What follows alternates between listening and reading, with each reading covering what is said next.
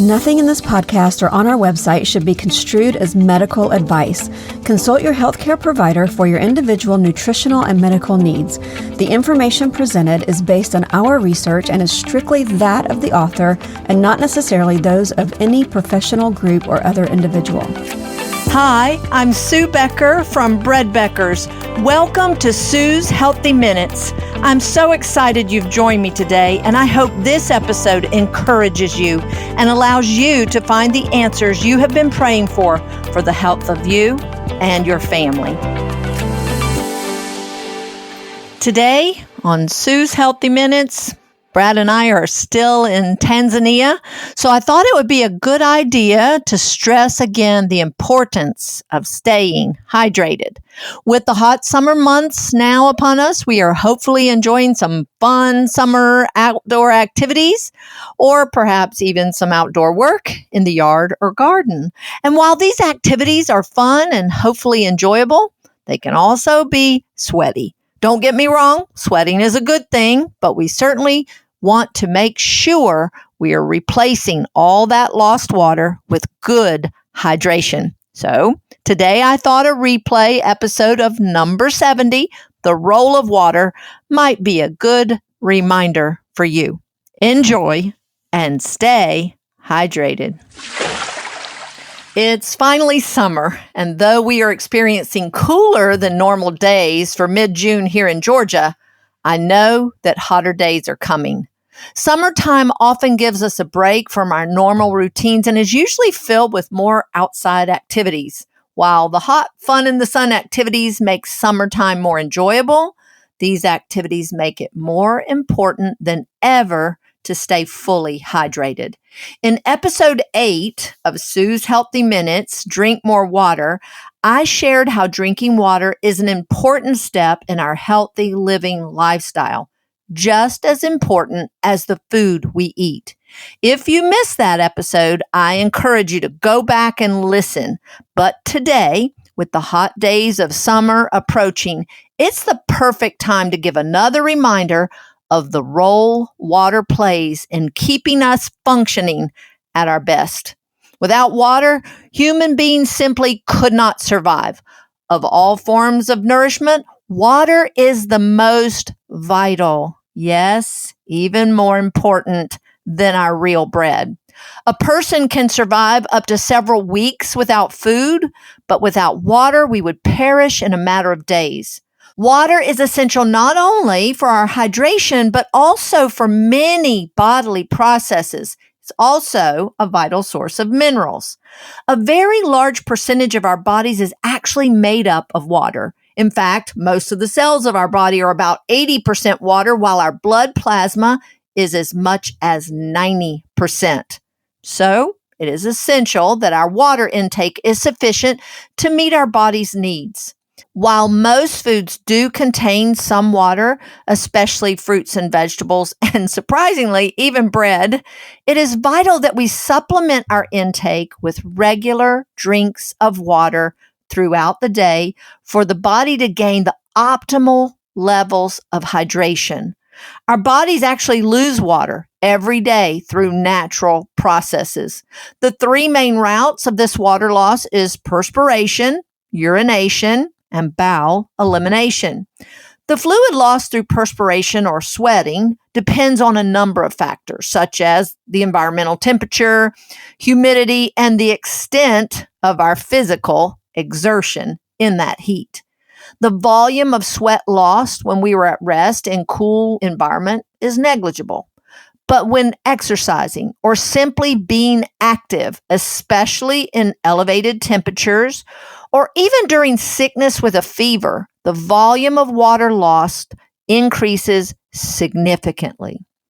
A person working outdoors in the summer heat, for example, could lose up to 5 liters of water simply through sweating. That's more than 1 gallon, which is more than 2 times the amount of water that most people consume in an average day.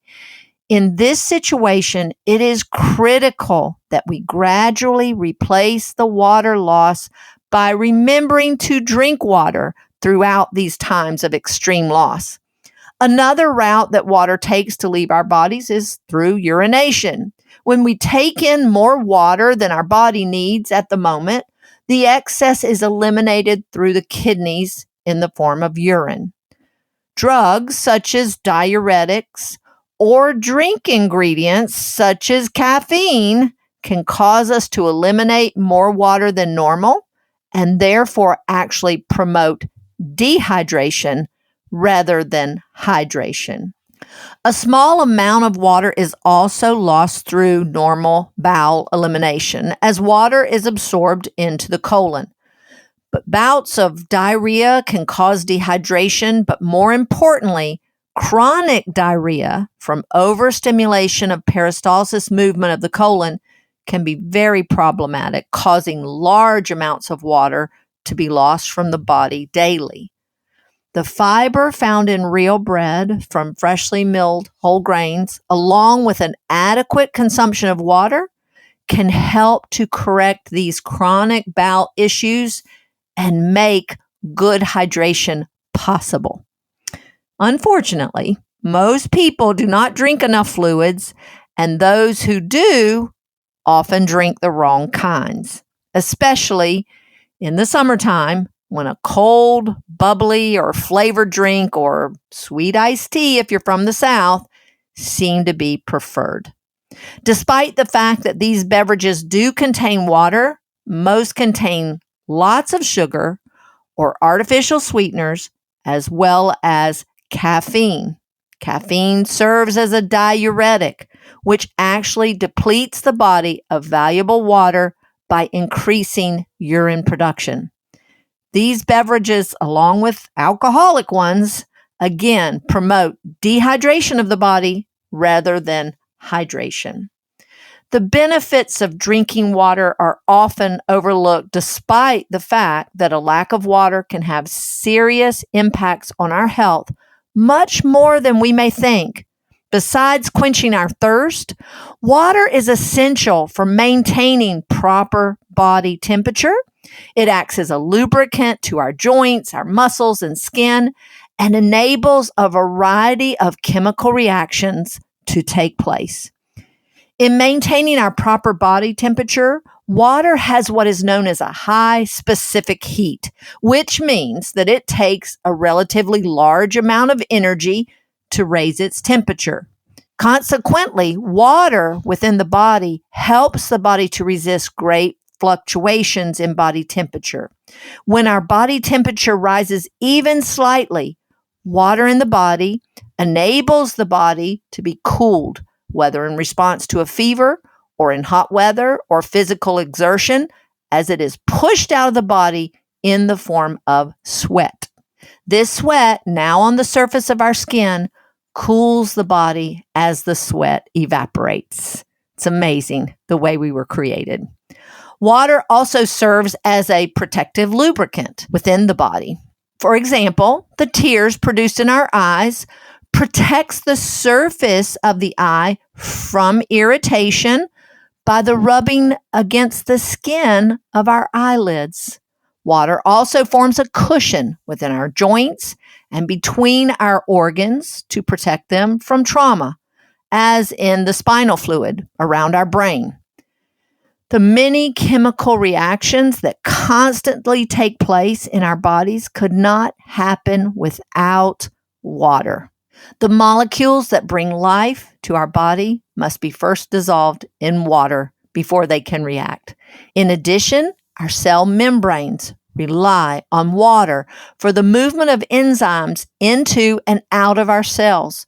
These enzymes are essential to cell function, and without essential water, these reactions couldn't even occur. Water's ability to mix with other substances make it the perfect medium to transport nutrients into and out of our cells and for carrying waste away from our cells through body fluids such as plasma. Because of water's vital importance to the life of every cell in our body, God created a number of regulatory systems to ensure that our body fluids are kept in perfect daily balance, but also when this balance is upset, due to illness or extreme heat or whatever may be causing a dehydrated state. There is a unique area of our brain designed for just such a function. It is called the hypothalamus. Our thirst sensation is controlled by our hypothalamus. Through various mechanisms, our body is constantly monitoring its water levels by responding to both blood volume and its concentration. If the blood volume becomes low and or the concentration high, chemical messages will be sent to the hypothalamus telling it that water in our system either needs to be conserved, held onto, or our intake increased, depending on the signal. If intake needs to be increased, the hypothalamus will be triggered. The thirst sender can also be activated by a dry mouth, whether it's caused by diet, drugs, or even nervousness. This trigger tells the brain that water has been lost. The hypothalamus then signals the kidneys to limit output, while its thirst center initiates the sensation of thirst. We will then have the urge to drink, usually accompanied by the thought or words, "I'm thirsty." With an adequate drink of water, our thirst is satisfied. Have I yet said in this episode that we are fearfully and wonderfully made? I know I say it often. Though carefully monitored, the effects of dehydration can be mild to very serious, even fatal, depending on the severity of the dehydration and the length of time it goes unchecked.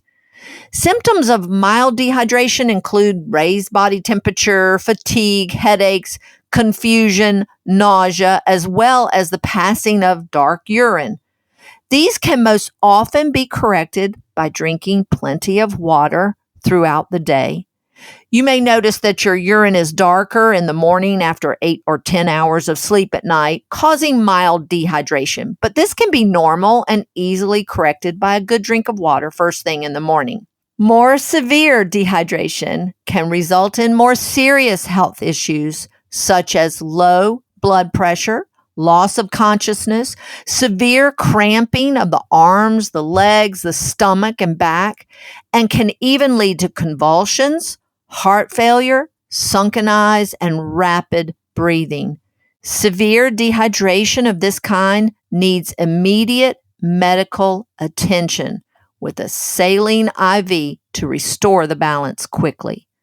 Mild dehydration from excessive sweating from strenuous work or being outside in those extreme temperatures, fever, or illness, such as vomiting or diarrhea, may also benefit from additional fruit intake, such as oranges that are high in potassium, or by consuming an oral rehydration beverage.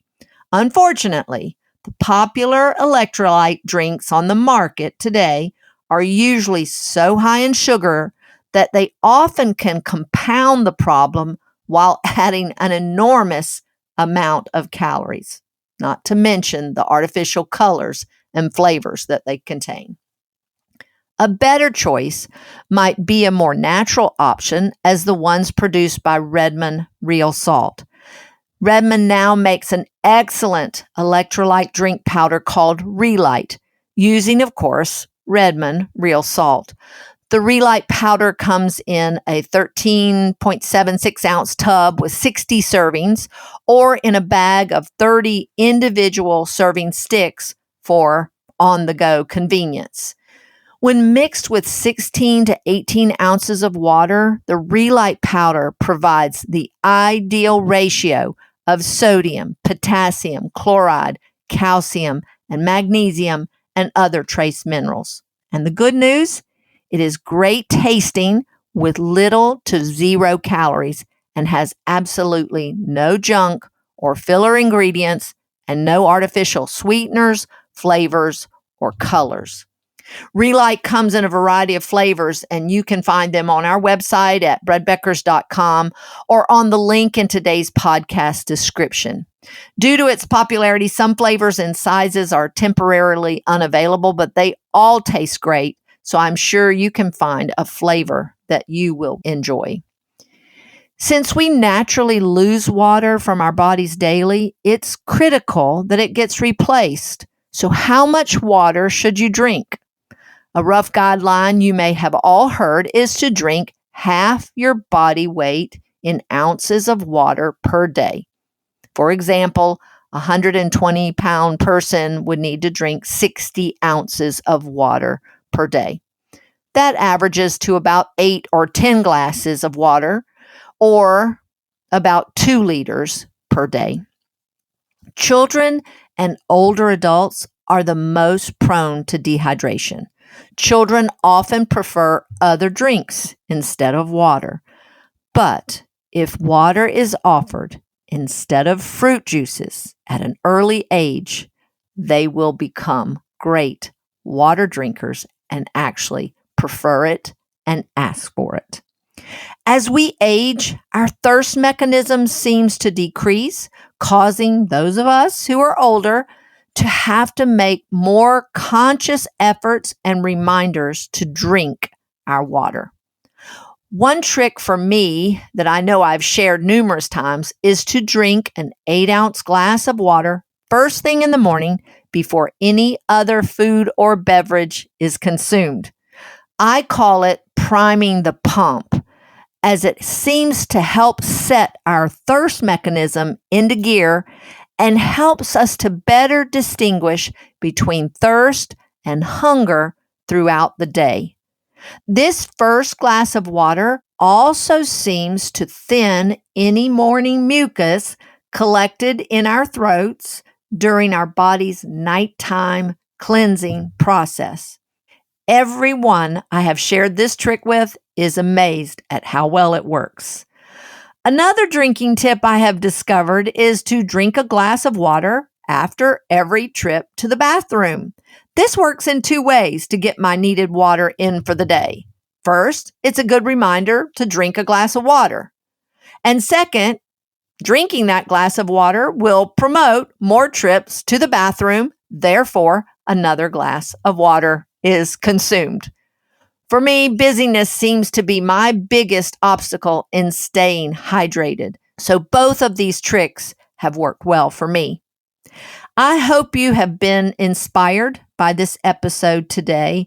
The role of water in our bodies is certainly a miracle of God's perfect design. And one of my favorite promises of God in His Word comes from Exodus 23, verse 25. God promises the children of Israel that if they will serve and obey Him, He says, I will bless your bread, and I will bless your water, and I will take sickness from the midst of you. What a powerful promise of God. Thank you for listening to me. I hope you have a glorious, fun-filled summer, and remember to drink more water. Until next time, this is Sue Becker from Bread Beckers with Sue's Healthy Minutes.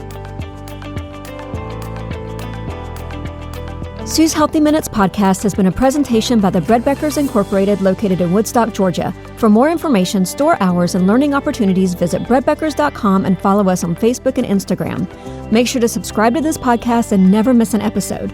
Share this with 2 friends who would benefit from this information, and be sure to join us again next week for more of Sue's Healthy Minutes.